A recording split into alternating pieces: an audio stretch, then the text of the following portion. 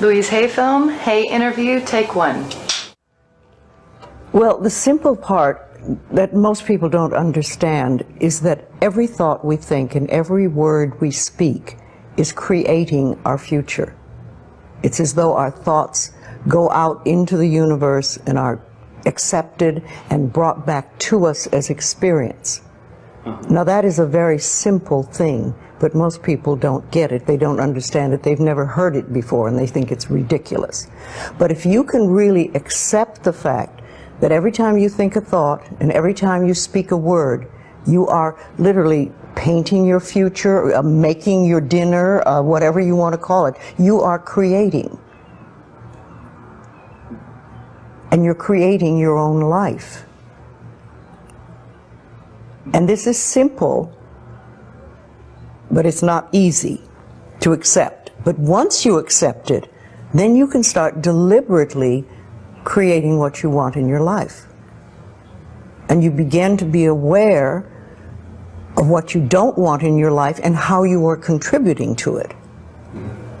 Now, I think this has been around forever, but for some reason in the last 20 years, the universe has wanted this to go out among all the people, or all the people that are ready for it.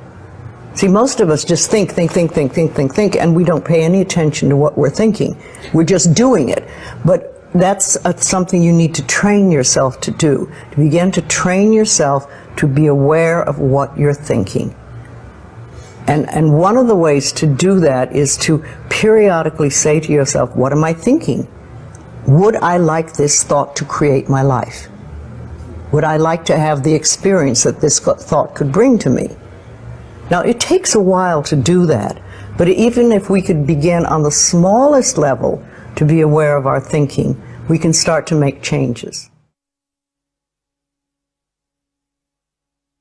To begin with, you start by doing what we call doing affirmations, and that is making positive statements about your life that are positive. And you do them deliberately. You might do them in the morning, you might do them at noon, you might do them at night, you might do them, twice a day or whatever. But you do this and you let this become a habit. And as you start to do them, things will begin to change, maybe on a very small level. I call it getting the green lights in the parking places. I mean, they're not huge things in your life, but it can be very nice when you get 3 green lights in a row and you're in a hurry. Doing an affirmation is either writing it down, writing it on the wall or the mirror, or using just saying it. What I like people to do is to stand in front of a mirror and do their affirmations. Because there's something very powerful about looking in your own eyes and accepting yourself, or noticing that you reject yourself when you're saying something positive about yourself. So that would be a very beginning way to start.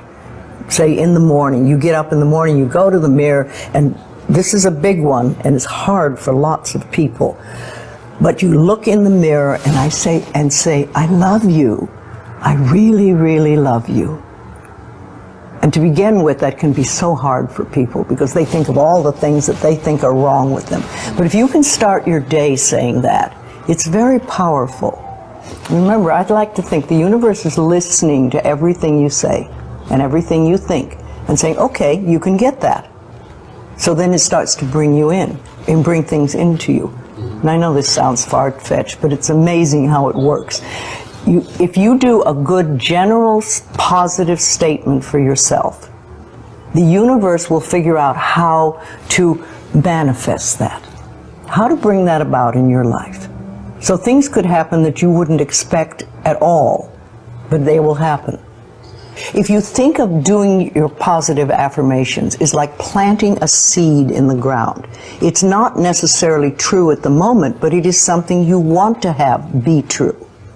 So you put the seed in, and you plant a seed and you expect it to grow. Or you maybe plant 3 seeds just in case. You expect them to grow. And you don't wait 2 days and then dig in the earth and say, what's happening, what's happening? You expect that thing to grow because you know there's a law and a process. And the seed will grow if it is in the right soil and it has the right amount of moisture.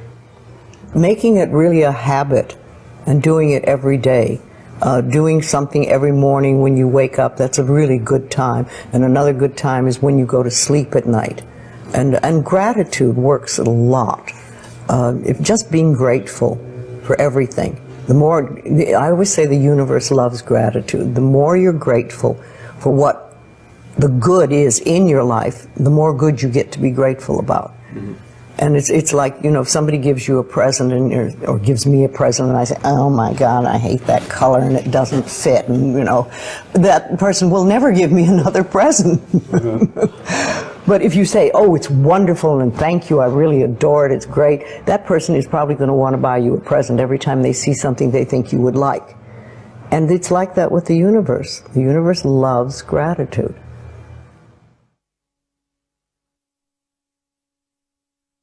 If you have very strong beliefs within you that you don't deserve good things in your life, and a lot of people have that, then there can be delays. And sometimes people say, well, affirmations don't work, I've done them. But when they're doing, for instance, prosperity affirmations, and they've done some prosperity affirmations, and they say it doesn't work, nothing's happening. And I say, well, all right, how many prosperity affirmations did you do in a day? And they'll say 3, probably. And they say, all right, how many poverty affirmations did you do this day?